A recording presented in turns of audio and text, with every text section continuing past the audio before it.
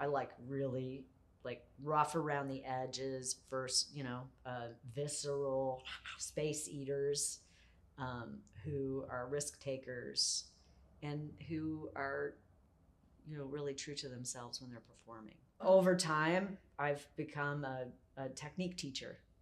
And so when I was looking for those kinds of dancers that I'm interested in, it might not necessarily mean that they were super finely honed technically, which is fine because I could teach them how to do that.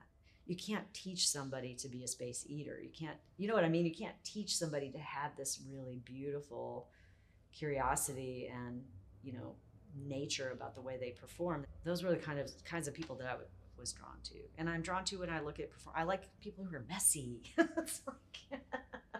And raw. I appreciate the super refined. And I think the other thing too is that it might just be like a little Isadora Duncan like, where I'm pushing back against, what I knew. I love the floor. Who knew you could go to the floor, right? I've always been interested in female body image and the way that women are perceived. Again, I think that's from my ballet background.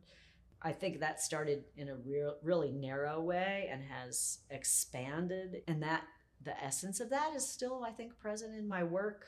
That feminine physicality and owning it rather than not. The dance collective has been primarily women.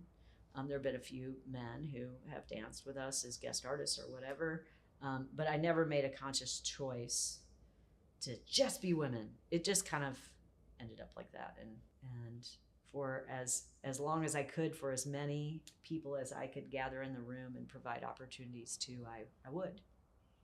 And they just happened to be a lot of women. Chicago Dance History Project is a not-for-profit community archive of original and collected materials. We appreciate your support.